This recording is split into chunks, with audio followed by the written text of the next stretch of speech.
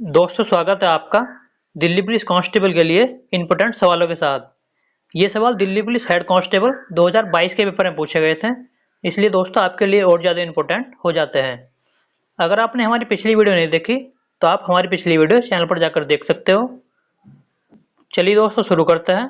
Question number 1, gopuram वास्तुकला निम्न में से किस शैली की विशेषता है? ये सवाल दिल्ली पुलिस हेड कांस्टेबल 18/10/2022 के पेपर में पूछा गया था। Option A Dravidian, option B Nagara, option C Khajuraho, option D Odissi. इसका सही आंसर है ऑप्शन नंबर ए द्रविडियन। दोस्तों गोपुरम वास्तुकला जो है द्रविडियन शैली की विशेषता है। गोपुरम या गोपुर जिसे विमानन भी कहते हैं, एक स्मारकीय अट्टालिका होती है जो दक्षिण भारत के मंदिरों के द्वार पर स्थित होती है। क्वेश्चन नंबर 2, जनगणना वर्ष 1951 से 2011 तक जनसंख्या घनत्व में कुल कितनी वृद्धि हुई है? ऑप्शन ए 3 गुना से अधिक, ऑप्शन बी 4 गुना से अधिक, ऑप्शन सी 2 गुना से अधिक, ऑप्शन डी 5 गुना से अधिक। इसका सही आंसर है ऑप्शन नंबर ए 3 गुना से अधिक।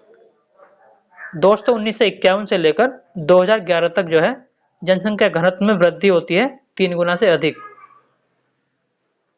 क्वेश्चन नंबर 3, भारत में केंद्र सरकार द्वारा किस तिथि को वार्षिक बजट पेश किया जाता है? ऑप्शन ए फरवरी के पहले दिन, ऑप्शन बी अप्रैल के पहले दिन, ऑप्शन सी जनवरी के अंतिम दिन, ऑप्शन डी मार्च के पहले दिन। इसका सही आंसर है ऑप्शन नंबर ए फरवरी के पहले दिन। दोस्तों भारत में केंद्र सरकार द्वारा फरवरी के पहले दिन बजट जो है पेश किया जाता है।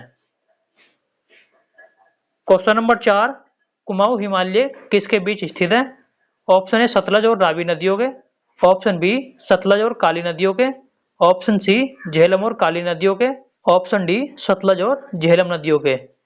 इसका सही आंसर है ऑप्शन नंबर बी सतलज और काली नदियों के। दोस्तों कुमायूं हिमालय जो है सतलज और काली नदियों के बीच पड़ता है।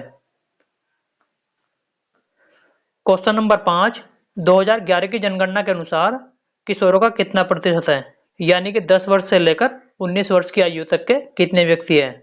Option A 20.9%, option B 47.3%, option C 30.5%, option D 52.7%। इसका सही आंसर है ऑप्शन नंबर ए 20.9%।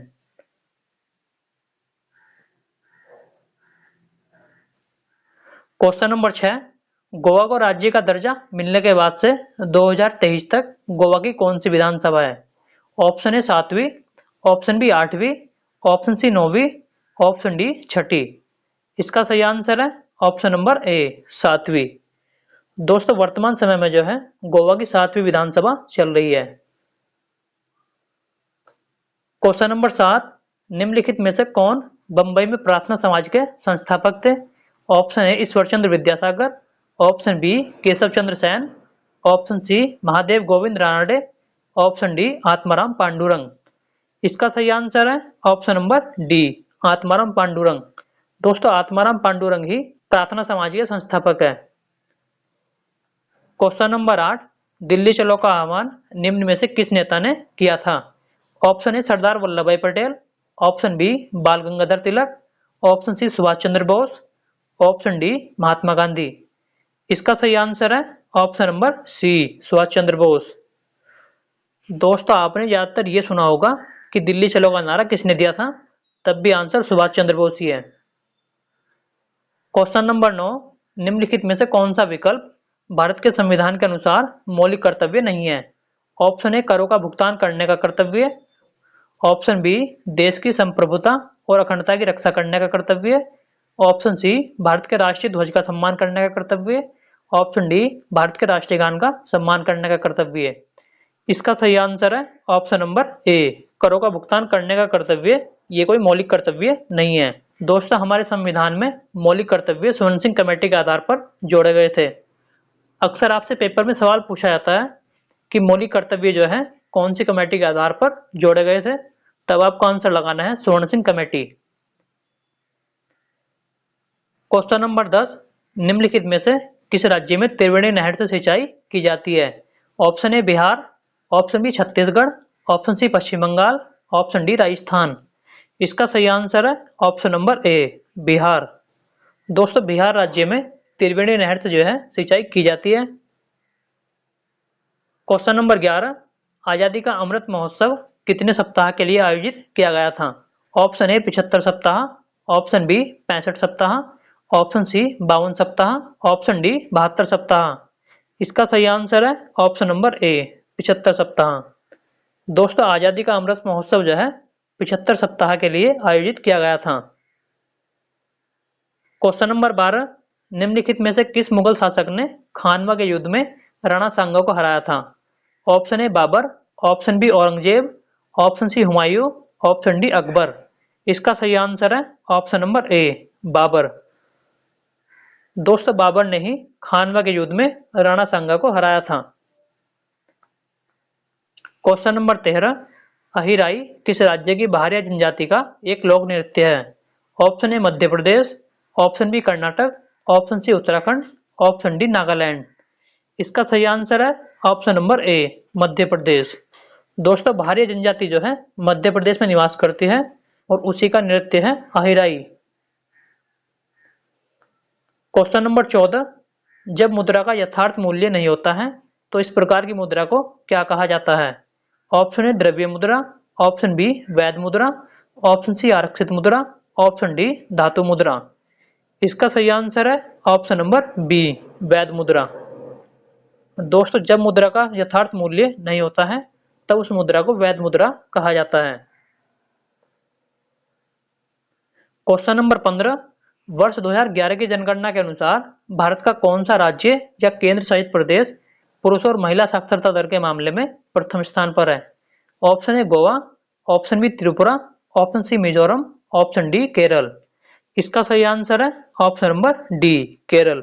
दोस्तों केरल की साक्षरता दर जो है 96.2% है, जो आपको याद रखनी है। क्वेश्चन नंबर 16, निम्न में से कौन 1901 में शांति निकेतन के संस्थापक थे जिसे मूल रूप से ब्रह्मचारी आश्रम के रूप में नामित किया गया था? Option A Debendranath Tagore, option B Keshav Chandra Sen, option C Satyendra Nath Bose, option D Rabindranath Tagore. इसका सही आंसर है option number D, Rabindranath Tagore. दोस्तों रविन्द्रनाथ टैगोर जी के द्वारा ही शांति निकेतन की स्थापना होती है। क्वेश्चन नंबर 17, निम्नलिखित में से कौन सा भारत में हरित क्रांति के प्रमुख घटकों में से एक नहीं है? ऑप्शन ए कीटनाशक, ऑप्शन बी बैंकिंग सेवाएं, ऑप्शन सी HYV बीज, ऑप्शन डी सिंचाई सुविधा। इसका सही आंसर है ऑप्शन नंबर बी, बैंकिंग सेवाएं। दोस्तों हरित क्रांति में बैंकिंग सेवाओं का योगदान नहीं है, बाकी कीटनाशकों का, HIV बीजों का और सिंचाई का, दोस्तों इन सभी का योगदान जो है हरित क्रांति में होता है। हरित क्रांति भारत में 1966-67 में आती है, जिसको लेकर आते हैं MS स्वामीनाथन। अगर आपसे पेपर में सवाल पूछा जाता है कि भारत में हरित क्रांति का जनक कौन है, तब आपको आंसर लगाना है MS स्वामीनाथन। अगर दोस्तों आपसे सवाल पूछा जाए कि विश्व में हरित क्रांति का जनक कौन है, तब आपको आंसर लगाना है नॉर्मन बोरलॉग। क्वेश्चन नंबर 18, निम्न में से किसने the other side of silence पुस्तक लिखी है? Option A Khushwant Singh, option B Amitabh Ghosh, option C Amrita Pritam, option D Urvashi Butalia. इसका सही आंसर है option number B, Amitabh Ghosh. दोस्तों अमिताभ घोष ने ही the other side of silence पुस्तक लिखी है। क्वेश्चन नंबर 19, भारत की जनगणना 2011 के अनुसार साक्षरता दर दी गई है। दोस्तों ये नाम दिए गए हैं और इसके साइड में जो है परसेंटेज में साक्षरता दी गई है, जो आपको सही मिलान करना है। चलिए दोस्तों देख लेते हैं। नंबर 1 पर है महिलाएं। महिलाओं की साक्षरता जो है 65.46% है। नंबर 2 पर आते हैं पुरुष। दोस्तों पुरुषों की साक्षरता जो है 82.14% है। नंबर 3 पर आता है केरल। दोस्तों केरल की साक्षरता जो है 94% है। इसके आधार पर इसका सही आंसर हुआ पहले का बी, दूसरे का ए, तीसरे का सी। आप दोस्तों लगा लीजिएगा। क्वेश्चन नंबर 20, अमरकंटक से निकलने वाली प्रमुख नदियां कौन सी है? ऑप्शन ए नर्मदा और सोन, ऑप्शन बी चंबल और बेतवा, ऑप्शन सी महानदी और सोन, ऑप्शन डी सोन और चंबल। इसका सही आंसर है ऑप्शन नंबर ए, नर्मदा और सोन। दोस्तों अमरकंटक पठार से निकलने वाली नदियां नर्मदा और सोन नदी है। आपसे अक्सर एक सवाल पूछा जाता है कि कौन सी ऐसी दो नदियां हैं जो डेल्टा नहीं बनाती है, तब भी आपको आंसर लगाना है नर्मदा और सोन नदी। क्वेश्चन नंबर 21, निम्न में से किस राजपूत शासक को बाबर ने 1527 में खानवा में पराजित किया था? दोस्तों ये सवाल आपको मैंने पीछे बताया है, अब आप इसका आंसर सही तरीके से दीजिएगा। Option A Rana Sanga, option B Rana Hamir Singh, option C Maharana Pratap, option D Rana Kumbha.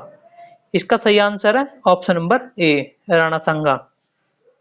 दोस्तों 1527 में जो है खानवा के युद्ध में बाबर ने राणा सांगा को हराया था। क्वेश्चन नंबर 22, भारत के संविधान में मूल रूप से कितने मौलिक अधिकार प्रदान किए गए थे? Option A 5, option B 6, option C 8, option D 7। इसका सही आंसर है ऑप्शन नंबर डी 7। दोस्तों मूल संविधान में मौलिक अधिकारों की संख्या जो थी वो 7 थी, परंतु अगर वर्तमान समय की बात करें तो अब 6 मौलिक अधिकार भारतीय संविधान में दिए गए हैं। क्वेश्चन नंबर 23, सिंगालीला राष्ट्रीय उद्यान निम्न में से किस राज्य में स्थित है? Option A Chhattisgarh, option B Kerala, option C Karnataka, option D Paschim Bengal. इसका सही आंसर है option number D Paschim Bengal. दोस्तों सिंगालीला राष्ट्रीय उद्यान जो है पश्चिम बंगाल राज्य में पड़ता है। क्वेश्चन नंबर 24, मोहनजोदाड़ो में पाई गई नृत्यांगना की मूर्ति किससे बनी है? ऑप्शन ए कांस्य, ऑप्शन बी तांबे, option C terracotta, option D सोना। इसका सही आंसर है ऑप्शन नंबर ए कांस्य। दोस्तों मोहनजोदाड़ो में पाई गई नृत्यांगना की जो मूर्ति है वो कांस्य से बनी हुई है।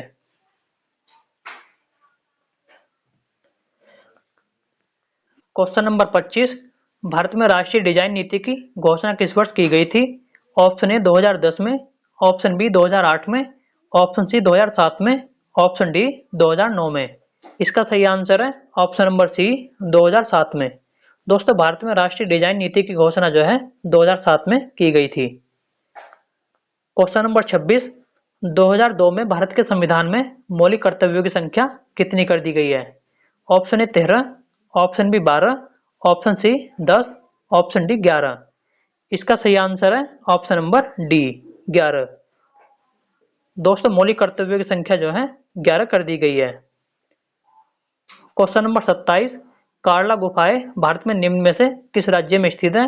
Option A Maharashtra, option B Madhya Pradesh, option C Karnataka, option D Bihar. इसका सही आंसर है ऑप्शन नंबर ए महाराष्ट्र। दोस्तों कार्ला गुफाएं जो है महाराष्ट्र राज्य में पड़ती है। क्वेश्चन नंबर 28, निम्न में से किस वर्ष में भारतीय सैन्य अकादमी की स्थापना देहरादून में की गई थी? Option A 1925, option B 1932, option C 1935, option D 1905। इसका सही आंसर है ऑप्शन नंबर बी 1932। दोस्तों 1932 में ही इसकी स्थापना देहरादून में की गई थी। क्वेश्चन नंबर 29, जब व्यपकत का सिद्धांत जारी किया गया था तब भारत का गवर्नर जनरल कौन था? Option A lord Canning, option B lord Dalhousie, option C lord Hardinge, option D lord William Bentinck. इसका सही आंसर है option number B lord Dalhousie. दोस्तों इस सिद्धांत को हड़प नीति भी कहते हैं, जिसको जारी किया था लॉर्ड डलहौजी के द्वारा। क्वेश्चन नंबर 30, कुचिपुड़ी नृत्य रूप में निम्न में से कौन सा पसंदीदा पारंपरिक शब्दम संख्या में से एक है? Option A Jatiswaram, option B Dashavatar, option C Ganesh Vandana, option D Krishna Leela. इसका सही आंसर है ऑप्शन नंबर बी दशावतार। दोस्तों कुचिपुड़ी नृत्य रूप में जो है पसंदीदा पारंपरिक शब्दम संख्या दशावतार है। क्वेश्चन नंबर 31, गणगौर उत्सव किस मौसम के स्वागत का उत्सव है? Option A Vasant, option B monsoon, option C शीतकाल, ऑप्शन डी पतझड़। इसका सही आंसर है ऑप्शन नंबर ए वसंत। दोस्तों गणगौर उत्सव जो है राजस्थान राज्य में मनाया जाता है, जो वसंत का प्रतीक है। क्वेश्चन नंबर 32, जल की सतह पर तैरती हुई सुई किसका उदाहरण है?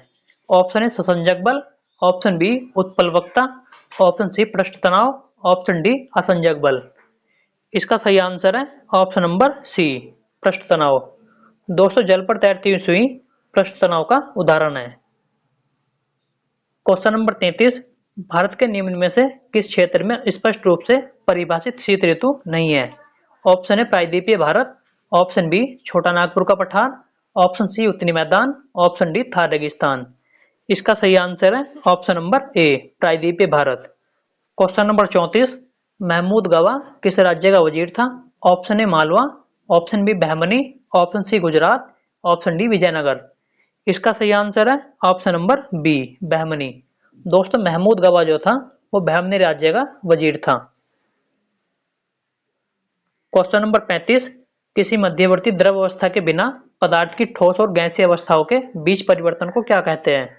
ऑप्शन ए ऊर्ध्वपातन, ऑप्शन बी निक्षेपण, ऑप्शन सी घनीकरण, ऑप्शन डी वाष्पन। इसका सही आंसर है ऑप्शन नंबर ए ऊर्ध्वपातन। दोस्तों मध्यवर्ती द्रवावस्था के बिना पदार्थ की ठोस और गैसीय अवस्थाओं के बीच परिवर्तन को ऊर्ध्वपातन कहते हैं। अगर आपको वीडियो अच्छी लगे तो वीडियो को लाइक करें। इसी प्रकार की वीडियो देखने के लिए आप हमारे चैनल को सब्सक्राइब कर सकते हो।